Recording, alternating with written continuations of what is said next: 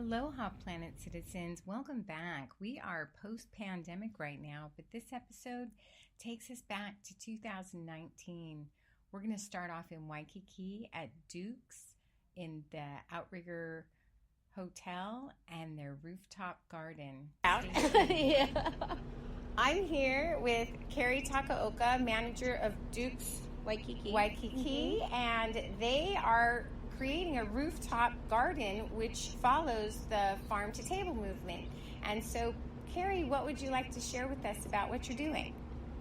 I just think that it's been a really fun venture for us, just because it's something that I don't think that people necessarily associate with us initially. Right, you're a bar. Yeah, For people listening, Duke's Waikiki is a must-come bar, restaurant right on the beach, very popular, always packed. So you might not associate a rooftop garden, farm to table system happening with such a happening place. Right, but we've played with it and we've tinkered with it over the last couple of years, and I think we're finally coming into a place where we know where we can effectively use it without obviously getting too far behind in our volume and getting to, Right, because you don't want to create food waste. Exactly. Okay, right. So what are we looking at here? So right now it's just it's always going to pretty much be primarily strictly for our bar use. So it's all herbs and, just all herbs that we use in our cocktails actually currently. Oh, so if I have a mojito, I have fresh, organically grown, locally sourced mint. Right. It is mixed in because obviously volume-wise at this point we can't really sustain the restaurant solely off of our garden. But what we do like to do is still contribute part of the things that we grow here, and eventually down the road we'd like to be sustainable for the most part off of this garden. But it's kind of like you said, it's a little bit tricky. Just this environment has been a nice learning, but it's great. And you're starting. So I see lavender and I see basil. I see mint. Mint, some thyme. We do have some tarragon. There's some stuff too the kitchen's asking us to experiment with, just to see if we can do that for them. As far as cost is pretty pricey on some herbs, and so things that they don't use extremely readily, that they ask that we can try to experiment. So it's also a bit of an experimentation going on still up here. So with urban gardening, there's a triple bottom line. There's an economic, and there's also a health benefit for the community, because rooftop gardens can help clean our air. They can also reduce the stormwater runoff when there are storms. And then, of course, you have the nutritional value and just it must create a form of camaraderie within your team. Absolutely. For those of you working here in the garden. Right. I mean, that's actually the one thing I did say. We just had a meeting recently where we started doing a little more recruiting, and I said it's really the only department in our restaurant that kind of crosses over through the different areas. So not just the kitchen, but the front of the house, different departments there. So it's kind of nice because it's a team building thing. And it's amazing how many of our employees are very interested in learning about doing this. It's surprising how excited people get about gardening, and gardening brings people together. I wanted to share with you something that happened a few years ago in France. Rooftop gardens are so helpful to urban living, reducing air quality. Like if your air quality has issues and you'd like to have better air quality, but also rooftop gardens help protect the roofs. And they created a policy that any new building built in France had to either be covered with solar or a rooftop garden. That's amazing. So I want to commend you for being on the forefront of what's happening here in Honolulu, and thank you for your time for sharing this with me today. Definitely. So if you're ever in Waikiki, I highly recommend the Outrigger Waikiki. It's a wonderful place. You get to experience the feeling, and you're surrounded by a lot of Hawaiian culture and tradition, and if you ask questions about the art, you can learn so much. And make sure that you go to Duke's and enjoy a very fresh cocktail or an hors d'oeuvre or a meal, and know that some of it is sourced from their garden. Thanks for tuning in. Stay tuned. As we move out to the country, our next stop is at Breakers, where we will have a conversation with Benji Weatherly. Go. Aloha, welcome back. This is Cindie, and we are here on the North Shore of Oahu. We are at Breakers Restaurant. It's a sports bar, and in February, it will be transitioned to a fast, casual, outside dining experience. I'm here with owner Benji Weatherly. He's the owner. He's a former pro surfer, and he is committed to 100% sustainable products by early 2019. He will receive the Surfrider Foundation. They have like a sticker or a certificate of sustainability. So if you do, as we're talking about how to live better rather than larger in our cities, when you come to the island of Oahu, if you participate in restaurants or if you shop at shops that have the Surfrider certification, you can be assured that you are doing something to help us live better rather than larger. So good morning, and it is so wonderful to be here. Your food is delicious. I'm experiencing the very freshness of your avocado toast. Yes. The arugula is very peppery, and I see all these beautiful surfboards of famous surfers. Who's the most famous big wave surfer that we have up there? That's Shane Dorian. Yeah, he's one of my best friends that ended up becoming like the pioneer of big wave surfing. He came up with the new jacket that is inflatable. So if you're in trouble and you're underwater for too long, you can pull the cord and you shoot to the top. So I would say that's probably the biggest thing he's brought to surfing other than his great surfing. And then we have Kelly Slater's world title board right there. And he's, the Michael Jordan of our sport. And we have that winning Eddie Aikau. That's the big wave contest down the street at Waimea. Right when you walk in the door, that's the winning board from 1999. But yeah, there's a lot of cool stuff hanging around that you can check out, the John trophies and all the other stuff. So, yeah. Fantastic. Well, I always try to bring things back to our indigenous wisdom in the Ahupua'a. So in our last episode, we talked about the Hokulea and we talked about the importance of place. So we will be visiting Waimea and we will be learning more about that. Can you share with us what you are doing and what your vision is for the future to become more sustainable? I've been speaking to people about urban forestry and urban gardening. We're going to visit Sunset Beach Elementary where Jack Johnson started his school gardens and then the aina in school programs. But I really enjoy highlighting bright spots, and businesses like you are a bright spot for how we can become 100% sustainable. I know. So please share with me. So to be honest, like what you're talking about is it's been a dream of mine and my fiance to be able to bring. I mean, I know this farm to table thing is getting corny. You hear it so much, but it really is everyone's dream to be able to eat from your community. Like our goal, which I've already put in place, I've already invested a ton of money. Across the street at my house is a little farm, and I have 8 pods that are 6x8, and they contain all of my herbs and vegetables that I'm going to be bringing into the restaurant. I'm 3 months away from it happening, and it's the thing that wakes me up in the morning excited about doing this, because it's attainable. And in the past, it was unattainable because of just the pricing and the land and all the other things. But I've got it to a point where it's actually going to become a reality, and it's the thing that wakes me up and makes me want to do this, because I want my community that I grew up in to experience fresh, local stuff that comes straight from the street they're eating from. And it's so exciting. We have the best, weather and culture here to grow stuff. So, I mean, we have HMO or GMO farming right across the street from our restaurant, and it's not our fault. It's just the way things were, and the things are changing. Are you referring to Monsanto? Monsanto owns that farm. Okay, so let me just share for our listeners if they don't know the history.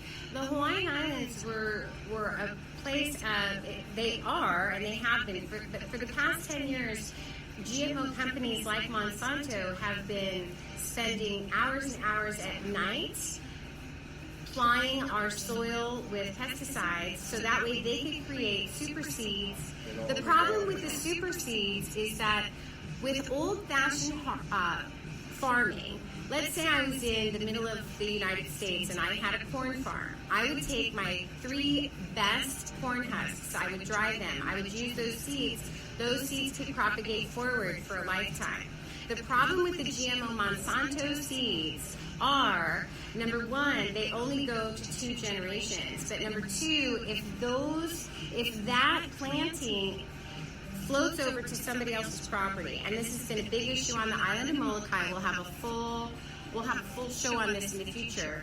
But basically, Monsanto has been suing farmers on Molokai and other places for taking their seeds. But what happens is once the Monsanto GMO seeds take over and infest the next door neighbor farm, the seeds that we should be able to use to eat our own food forever are becoming only 2 generation lifespan, which means we don't have control over our food source. As an example, there's a food seed bank in Norway, and I will post the Netflix episode documentary on that, but literally worldwide people are concerned about the future of food as we go away from our indigenous and rather than monocropping, biodiverse farming, to an industrialized. So what is exciting about what you're doing is that you're bringing back farming in a way that you know that you can control your seeds and you can propagate. I really think it's important that we have access to free water as people and also free food. And if someone owns all the seeds, that's an issue. So that is a future show, but I wanted to tell you about that. So back to what you're doing in your restaurant to become sustainable right now. You shared with me you're not 100% sustainable, but it sounds like you're right there. What are you doing right now that has recycled products? Or all of our takeaway food things are all now paper, recyclable. Our straws are paper. These ones that we got here are made of sugar, so they decompose. Our little to-go ramekins are the only thing in plastic right now because we can't find recyclable ones yet from our distributor.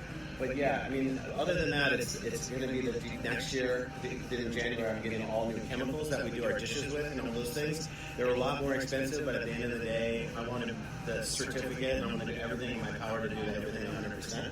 Let me clarify this. So the chemicals that you're getting will be biodegradable chemicals. They will not harm. They sell them through the distributor. I found out about, so I'm going to be getting those chemicals in January. So I'm pretty excited about that as well. That's fantastic. So this straw that I'm drinking from is made from sugar, and it will decompose back into the earth. There's no plastic harm. And you know, this is significant because we think of the plastic garbage patch out there. But what happens is, what I've learned is that plastics break down to a very molecular level. And so it's not just the large plastic we see, but it's the smaller particles. And those smaller particles are creating in the ocean something like air pollution, but it's water pollution. And so there's actually parts in the ocean where there's no oxygen. So fish, they will swim into a no oxygen zone and then they will expire. And there's also less sunshine coming through. So remember from last episode, everyone, you take 3 breaths. 2 breaths are from the oxygen from our trees of the seas. That's our coral. And we mentioned the symbiotic relationship of coral with zooxanthellae. So here's the deal. Remember, the zooxanthellae is the microscopic element that lives on the coral that allows the coral to do photosynthesis in order to survive. As we have stormwater runoff and as our plastics create a haze in our ocean, we're seeing increased coral bleaching, which is the dying off of the coral, and as that happens, we have less oxygen. So, if you are to simply change your restaurant choices to something that is sustainable certified, or if you see the Certified Foundation on it, wherever you are in the country, you can know that the straw you're drinking out of will not contribute to the further ocean acidification and coral bleaching that we have. So remember, what we do on land affects everything in our seas. I really want to thank you so much, Benji, for your time today. It's a pleasure to meet you, and I am so thankful for what you're doing. Is there anything else you'd like to say before we go Holoholo, that means go take a walk around. I'm gonna just say, yeah, the whole future of all of our existence doing sustainability is definitely just being responsible. I mean, honestly, growing your own food is being responsible. Taking care of the earth, all these things are just a easy, simple thing, and it's being responsible. I'm about to start a family, and I know that more than anything, knowing what I'm getting myself into. It's about being responsible. So this business, I got to do the same. That's where I'm at. Thank you so much. Yeah, nice to meet you. Aloha.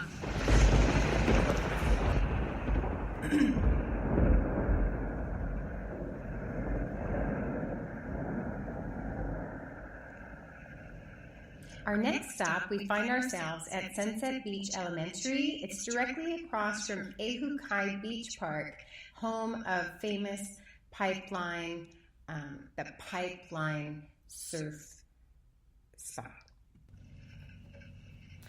Aloha and welcome back. We are continuing our conversations from the country on the island of Oahu, and I am delighted to be here at Sunset Beach Elementary with Miss Rex Dubiel. She is a wonderful advocate for our communities, the wellness of people. I will let her tell you what she does. Her background is she has been with Hawaii's oldest environmental and the very first environmental group, the Outdoor Circle. They keep the island clean, green, and beautiful, and much of that is done through urban forestry. She'll share with us the covered bike trail that if you've been to the North Shore, you've probably experienced a beautiful walk through. You can go to our website to see photos of that trail. She'll also be talking to us about the urban garden that they have, the school garden at Sunset Beach Elementary. She's been teaching third grade here for 31 years.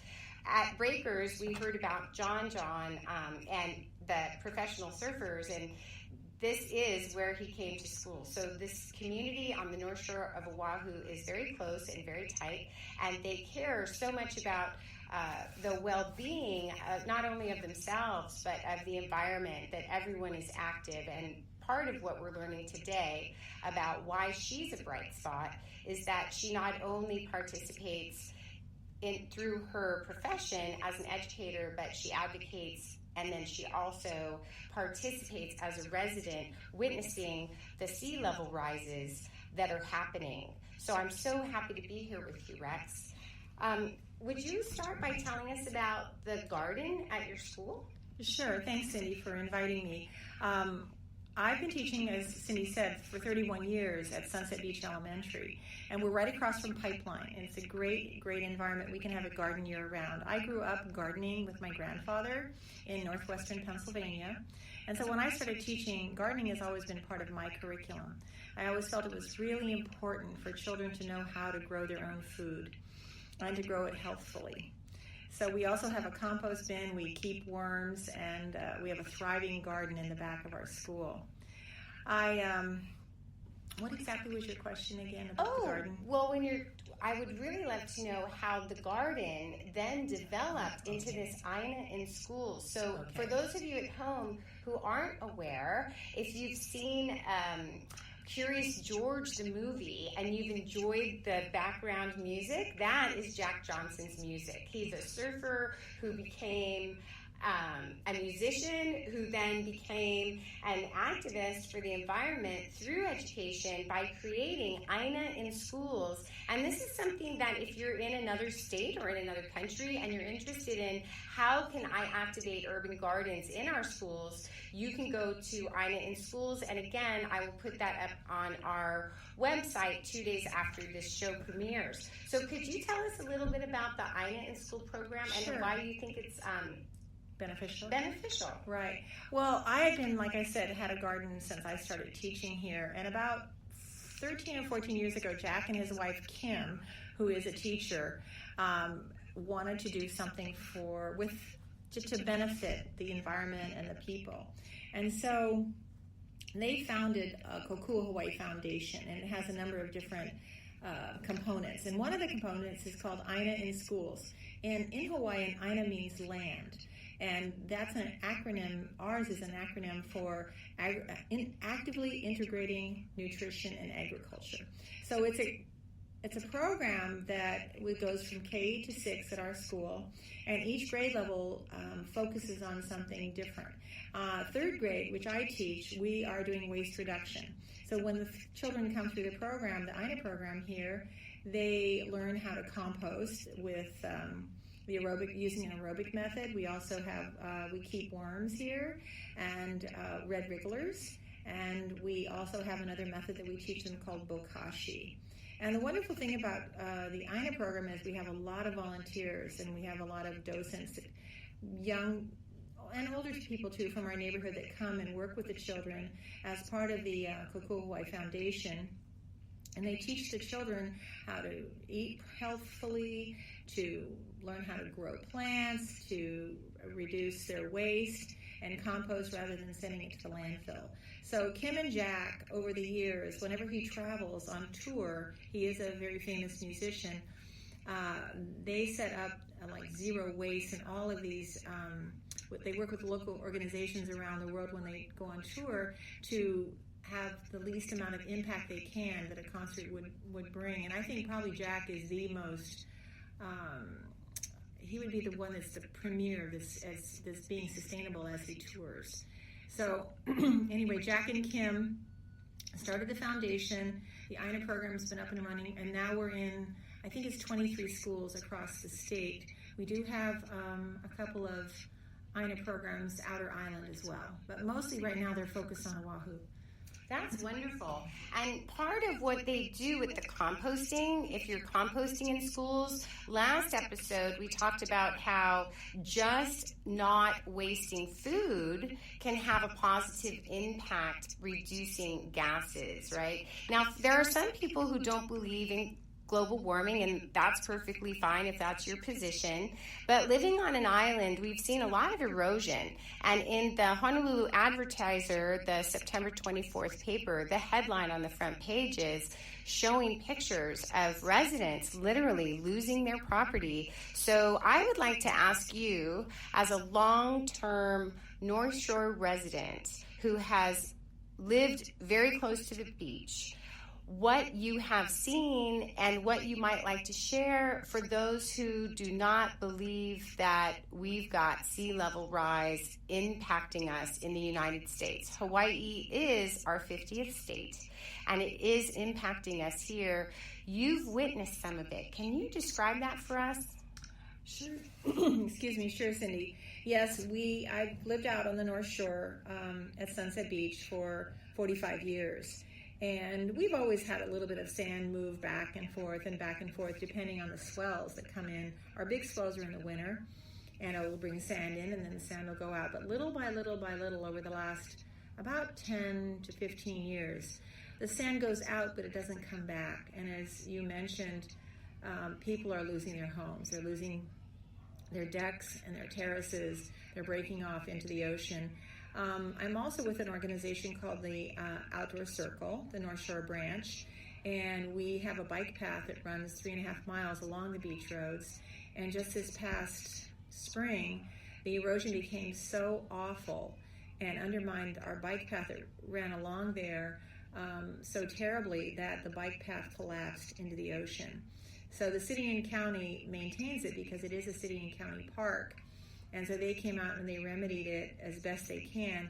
We also had 5 big old palm trees that were growing along the bike path and between the bike path and the highway, and those trees had to be taken out because of the undermining of the soil and the sand in their roots. The city, we had our own arborist assess it, and the city had its arborist assess it, and it was just too precarious and just too much of a danger that possibly the palm trees could fall into Kamehameha Highway or fall on the bike path. So those palms were cut down, which is tragic. I think they've been there for at least 50 years. There's no doubt if you came out to the North Shore and you had taken photographs from 20 or 30 years ago till today, that there is definitely sea level rise and horrible erosion. You know, I would like to add to that because I've seen it. For those of you who listened to our first episode, my name is Cindie, and I'm from the island of Oahu. My original experience of Sunset Beach was in 1982, and I remember being able to park and walk a very far distance before you even entered the ocean. Today, you park and the ocean is within 20 to 30 feet of where you are. In fact, where the bike lane was and where it has collapsed or the walking path, that is directly in front of the ocean. Like, I just can't imagine if the ocean were to encroach on the land the same amount as it has since 1982, and we're in 2018. So what is that, 35 years, 34? About 40 years. That means literally we would be, all of the oceanfront houses would be gone. Right. So if we're talking about what to do to mitigate sea level rise, urban forestry is part of that. Now, in this episode, we've been talking to people in Waikiki who have rooftop gardens, businesses.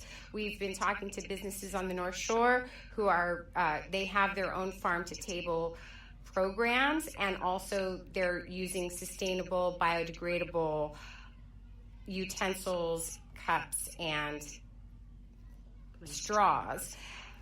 What do you suggest people can do if they would like to support the Outdoor Circle or engage in urban forestry or engage in some kind of urban gardening to help mitigate this sea level rise issue? I mean, maybe you don't have the answer, but if urban forestry, which includes the trees that we have in our cities and the gardens that we have in our schools, that's all part of urban forestry. Can you share some positive elements that you've seen through urban forestry for communities, even as the erosion happens? Sure. For me, I've always, as an educator, I've always believed that the best way to mitigate any problem is to educate. And so if residents and the children especially start young, understand the problems that we have when we're not sustainable, and if they understand them, then they'll make changes. And there's changes can be pretty simple. First of all, composting is pretty simple.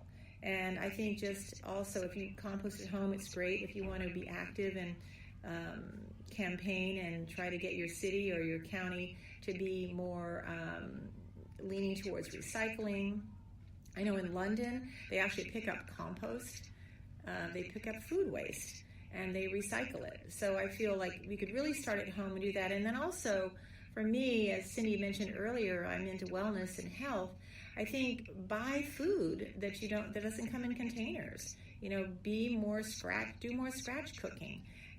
Go to the farmers markets. Eat less prepared foods. Prepare them yourself, and they'll be more nutritious, and they'll take care of your body better than processed foods. So for me, it's just education. It's educating the children because they are the next generation.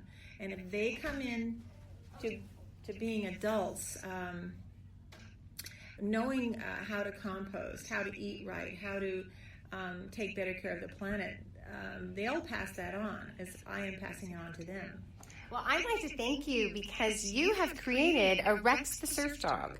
Rex the Surf Dog has been around for quite some time. And for those of you at home, if you would like to follow the blog, it's rexthesurfdog.com. He travels all over the world with his mom, Rex, and you can read about his history. Also, Rex has created a very interesting create your own worm composting for $10, and that we will put up. It's been in production. It's going to be finished, so we'll have it up by the time this episode airs by the end of the week. And if you're interested in learning how to make your own worm composter at home for $10, you can do it. It's DIY. This is one of the most action-oriented, community-committed, ethical women I have met in my life, and I want to thank you for sharing your time with me today, Rex. Is there any last thought you'd like to leave us with?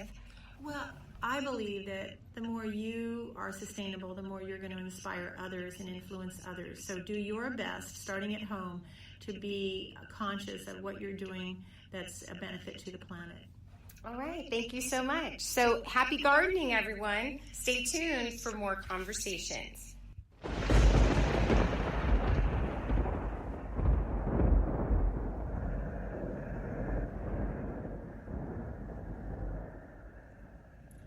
Our next stop is in the beautiful Waimea Valley. It's a healing valley, and it's one of the last few remaining intact Ahupua'a, which goes from the top of our ridges of our mountains and it extends out beyond the beaches into the reef. We'll be learning from Kaulamealani Diamond next. Aloha Planet citizens, welcome back. We are here on the north shore of the island of Oahu in the state of Hawaii. I am honored to be here with the Cultural Programs Manager of Waimea Valley. Her name is Kaulamealani Diamond, and I was very hesitant to speak her name because I have such respect for the Hawaiian people. Kaulamealani Diamond. Can you please share with us what the Ahupua'a is? Sure. Aloha. The Ahupua'a is a basic Native Hawaiian land division, and a lot of times it was bordered by ridges or other natural, sometimes with streams. But here in Waimea, we have actually 3 ridges that make up our Ahupua'a system, which is, I guess you could kind of equate it to an inverted slice of pizza. So the apex of that slice of pizza would be up in our watershed area, in our Mauka or mountain area, and where most likely your water source will be. And it'll follow the natural, in the case of Waimea, your ridge lines, and find yourself going to the ocean. So in the case of Waimea, the crust of that slice of pizza would be the bay. But the Ahupua'a extends beyond the shoreline, and it depended on how the reef system was set up. It could go several miles offshore as well, depending on how everything was shaped. Everything in the Ahupua'a either grew naturally or was farmed, and it was to meet your daily needs, to sustain daily life. This system of resource management is what our ancestors knew. That knowledge has been passed down to many people. Had stopped for a while in some areas on some islands because of the disconnection in our culture that a lot of us and generations before us had suffered. But everything in an Ahupua'a is here to sustain daily life. What isn't found, or what natural resources or what you would need on a daily basis, if it wasn't found in the Ahupua'a, then there was also other Ahupua'a that you could visit to trade or barter with. And also within the Ahupua'a itself, there was also bartering that went on with people who lived near the ocean, as well as the ones who lived up in the mountain areas. We have some Ahupua'a that are thousands of acres large, so that traveling wouldn't have been done on a daily basis. So, the state of Hawaii created a video called "The Water Follows the Trees," and it explains how the high forest is very important in the cloud, the condensation, and then the precipitation that comes down. Many people who visit Hawaii, they buy bottled water, and this is just bringing a current, view to those listeners. The water here is very, very clean because it takes 25 years to percolate through. Yes. So when you do visit the island, you do not need to purchase plastic water bottles. Plastic is environmentally detrimental to us, and we have just heard from one of the local vendors at Breakers, Mr. Benji Weatherly, and he was sharing how his straws, for example, are made out of sugar, so they are biodegradable.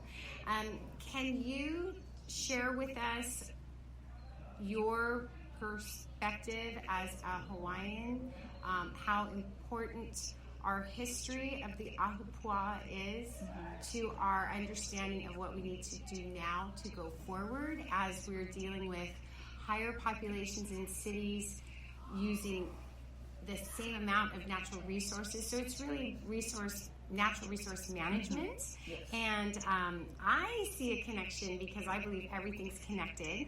I see a connection to our current and our future environments that go back to the Ahupua'a, because I believe we can look backward, we can look to our past in order to inform our future. Yes. And so, do you have something you'd like to share with us there that might help people understand how coming to Waimea Valley might help them understand better their personal connection to nature, and or how they can participate in their own way in either respecting, preserving, or conserving our environment? Yeah, educating ourselves is really important, and for Hawaiians, for us to look back at what our ancestors did, it helps us to navigate our way in the future. So the more we learn about what they did and their system of resource management, and it helps us to understand the land, the sea in 2018, and how utilizing those same system of ideas and how they implemented it still works today. When you talk about the Ahupua'a in a deeper sense, it doesn't start at the top of the mountains. It starts up in the sky. So it's in the clouds. It's the rain that starts, and the whole water cycle. What we understand as the water cycle then that's incorporated into the understanding of what an Ahupua'a is. And malama ika aina, malama ika vai, so taking care of the land. So you take care of the land, it takes care of you. You take care of the ocean, it takes care of you.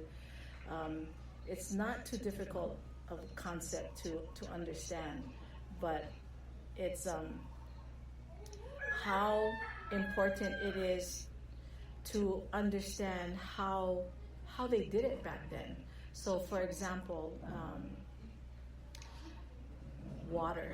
Water was so important. Without water, you don't have life. Water is life. So, the Hawaiian word for fresh water is vai. The word for law is kanavai, which is the same word for stream. Kana means to cut, vai is fresh water. So a stream is something that cuts. It's the water that cuts through. Water is important, of course, because it's a natural resource that is a life giver. So the conservation of that water is important. So when we look back at the conservation laws that our ancestors were, as in most indigenous peoples on this planet, had a sense of, they already knew that we're here to be a part of the cycle, not to reign supreme over it. And how do we fit into that? And that's because of kilo. And those are observation skills. So Native peoples are great observers of nature. So you had a person who was the water manager. So if you were an industrious farmer, you would be allowed to open up your awai, or your little waterway coming from the mainstream into your lo'i, your taro patches. So you were given a certain amount of time. So say from when the sun rose right over the horizon up until when it's straight ahead. So up until noon, half a day, you would have access to all of that water. But even prior to that water opening up in your area, you went up the stream and you cleared it. So that was part of your kuleana, or responsibility. The water was always to flow freely. And so it was weeded, rocks were moved out of the way. You opened up your awai, the water came through. When that was, when the sun was overhead and it was done, you closed up your awai and that's it. If you were not that industrious, or if you had a smaller lo'i or mala, a garden, then you were given a little less water. It was also, in most places, I would say, that at any one time that water was taken from the stream, you couldn't take more than half of what was running in the stream. The word vai vai means wealth in Hawaiian. So it's again, it harkens back to Vai, or the life giver. So it wasn't based on material goods, but it was your access to water and knowing what water meant on a deeper level, and that we are to care for it and conserve it and not waste it. And so if we look back at how our ancestors handled it, then we also know that through research there are many kanawai, or many laws pertaining to water usage, water conservation, keeping, and stream management too, keeping the streams clear. All the way up to the Po'owai, the headwaters, it was always kept clean and clear. And you also along the way of the stream, there were certain areas, there were designated areas for different functions. So there's a place for bathing, there was a place for washing your clothes, there was a place for washing your dishes or your household implements. There was that was above where it cut off and went into your lo'i. When it went through the lo'i, it picked up all of the the nutrients and minerals, brought it right back into the stream where it fed fish on a lower level. Everything was done purposefully, not haphazardly, and it was also done with a deeper understanding of the effect of this versus of when you do this, what is that effect going to be? So making sure there was a responsibility to make sure that you were not rerouting the waterways, and so to connect this to current urban life, there are, when 200, next year in 2019, that's the 250-year anniversary of Captain Cook coming into contact. And it's my understanding, please correct me if I'm wrong, that pre-contact, everyone listening, if you could please look at where Hawaii is on a map. It is a very small geographic area, and you may assume, well, this is great if you only have 100,000 people. Back before contact, there were over 1 million Hawaiians using the system, which is comparable to the amount of people who are here now. And it's so ironic that we feel that we have so much technology that today, if there were an earthquake in Hawaii, or if we had a hurricane and the island was shut down, the amount of food storage that we have here, 10 years ago when we had the earthquake that shut us down for a few days, that was the first time that state of Hawaii realized how much food do we have. And at that time we had 11 days. It's my understanding that as of last year, we only have 1 day's supply. So part of what we do with EcoVenture is Everything's Connected, helping people live better rather than larger in our cities, is trying to understand how when we develop, we have been not understanding the importance of allowing the natural watersheds to go, and by changing and blocking those watersheds for development, it's caused an impact on our oceans. So we have a lot of coral bleaching, things like that. And so now we've got engineers trying to do low impact development, LID, which is basically going back to nature to help us engineer better, rather than just, for example, using industrialized engineering to pipe pollution out. Like we're looking at restoring a natural balance. And so I think there is so much to learn from our Ahupua'a system. And I thank you for sharing what that is. Is there anything you'd like to tell the listening audience about just a simple thing they might do to become more connected? Part of what I've suggested is basically, we spoke last episode that as people are getting more isolated and we have such a there's an epidemic of depression all over the world, there are doctors who are actually prescribing prescriptions that are walk in nature, listen to the birds, be aware of what's happening, and that can restore us. So I'm thinking, I feel like that is taking us right back to where we were before we had all of this industrialization. Not to say people have to get rid of their cars. However, we could, if we're more aware of nature, we can care for nature, we can understand how it goes, and then we can protect that thing that we love. No, you make a good point. Change starts with us. So if we can understand what we're trying to protect, something as simple as taking a walk outside, we have people that come to Waimea that are angry at the world. Some don't even know why they're angry, but they leave the valley feeling very differently. And some of them have even asked, what happened? And we just simply say the valley happened. Watch out, there's a lot of fresh air here. We're not connected. We're trying to get connected. Some of us have differing opinions on having cell phone and Wi-Fi capabilities in the valley. That there are a great number of people who don't want to be connected. And Waimea is also a healing place.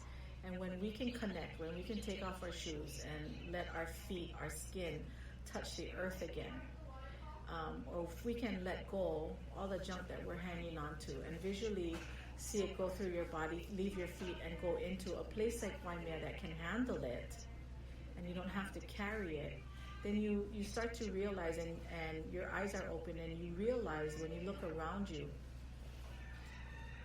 how a place like this can still exist, and how can we maintain it so that it'll exist for hundreds of years. Hawaiians live in a state of urgency, if you will, and that is when we do things, when we create, when we make things, we do with our grandchildren and great-grandchildren in mind. All your mana goes into it. When you're not feeling well, you're not supposed to be doing it. You're supposed to put everything down, ground yourself, pray, meditate, whatever you need to do so that you're in a better space to create, because the belief that energy goes into whatever you're creating. You want the good energy there. So, and also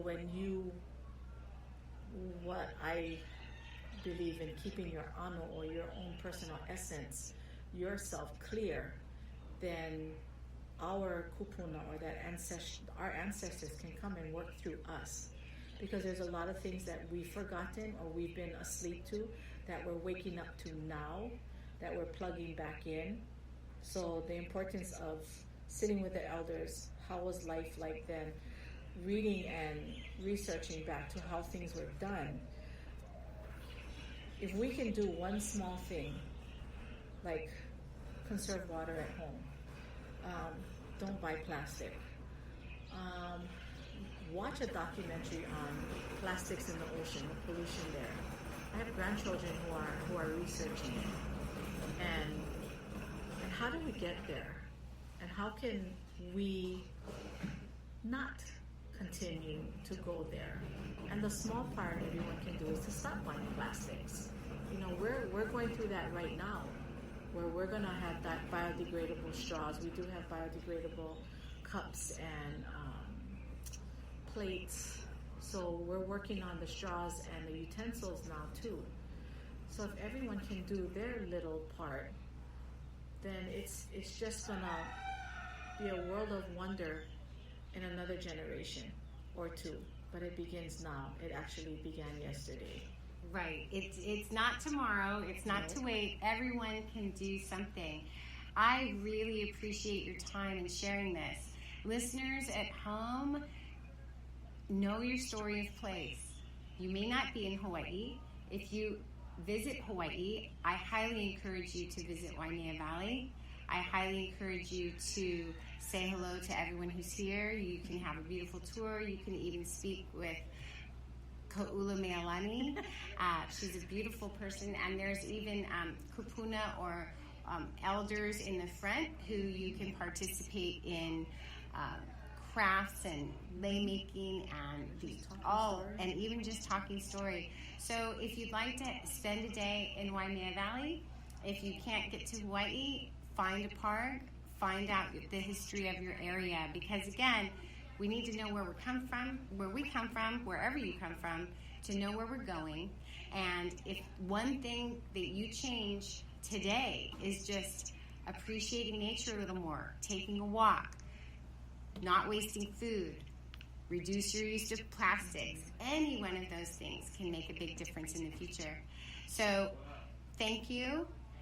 Everyone, please reduce, and we'll see you next time. Aloha.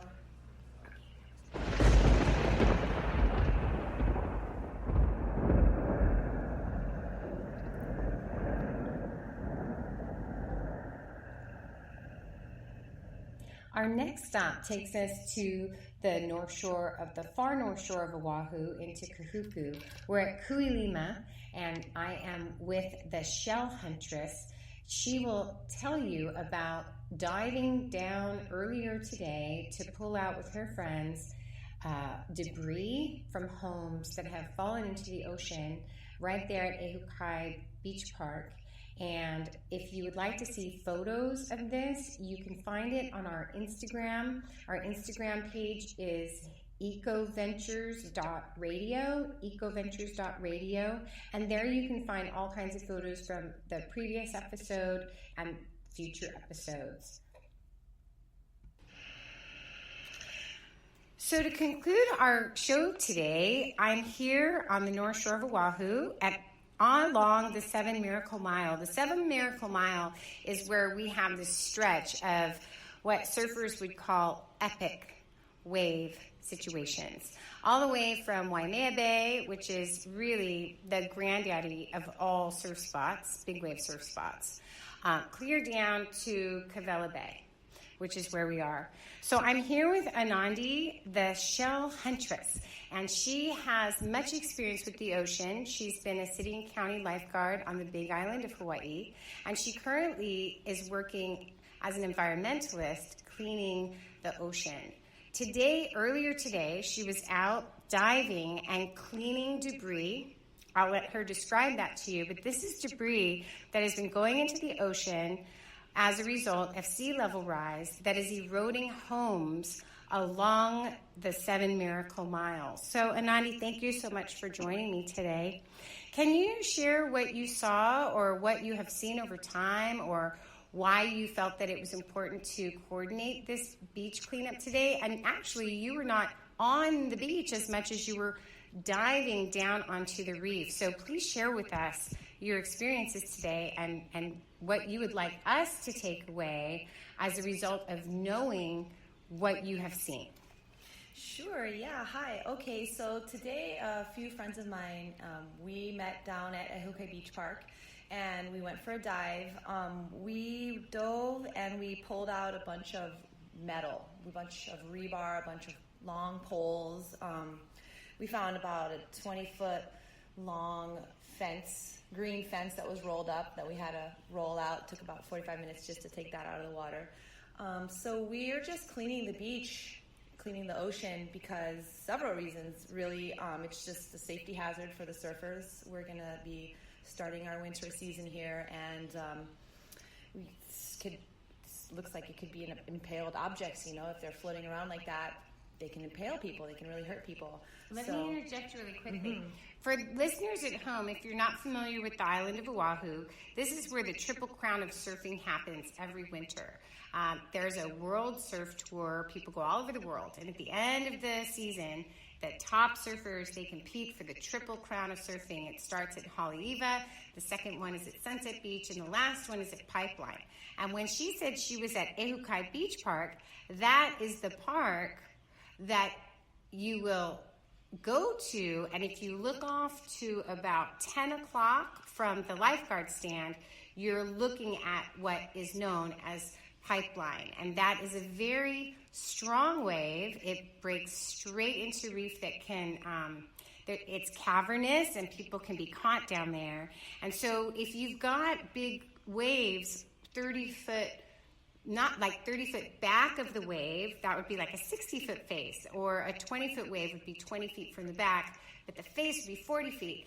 The power of that, if you are to be surfing or swimming out there, if you are slammed against the reef, if you have concrete or if you have poles, that's what she's talking about, that you could be impaled. Now, that is always a possibility with the sharp reef out there, but we certainly don't need to have 40-foot plastic green fences, which were up, I assume, to help with the sandbags to prevent the erosion. So what you're finding down there, this is not the plastics that we see in the garbage patch that they talk about. This is actually parts of people's homes that are eroding. So there's a couple things that I'm hearing. I'm hearing that you're witnessing actual sea level rise because some people do not believe America is being affected by this, but Hawaii is part of America. And so America, sea level rise is here. There are some islands in the South Pacific that are actually having to move their entire population off. There are some islands that are completely underwater at this point. And so part of our program is highlighting bright spots. And I'm privileged to have you here because I think that your actions of actually going out diving, doing something to help the safety of others, as well as yourself, but really shows us that everyone can make a difference. Absolutely, yes. Thank you for saying that. That's the whole reason why we're out there. We're just trying to clean the beach to make it safe for the beachgoers. It's just not natural for there to be this type of rubbish in the ocean. It's sad to see that there. So with this couple large swells coming in the next few days, we're having our first northwest swell. And also there's a hurricane brewing off the coast, and we're going to have a pretty good-sized southwest swell coming in, which is really good news because that's what we need. We need those west swells to come in and relocate the sand to help with the erosion, bring the sand back so that we can get our beaches back. And that sand is actually going to cover the reef, and it's going to cover everything. So we wanted to make sure that we get all that rubbish out of the water before the swells hit. Oh, thank you so much. I understand you're also an artist. Can you share with us? I know that you're not in production right now. When I met you a couple of years ago, you were doing jewelry, and I was very impressed that you were using natural items and that you were very in tune to a less aggressive, industrialized approach. So will you be bringing your jewelry back? And if so, when do you think that might happen?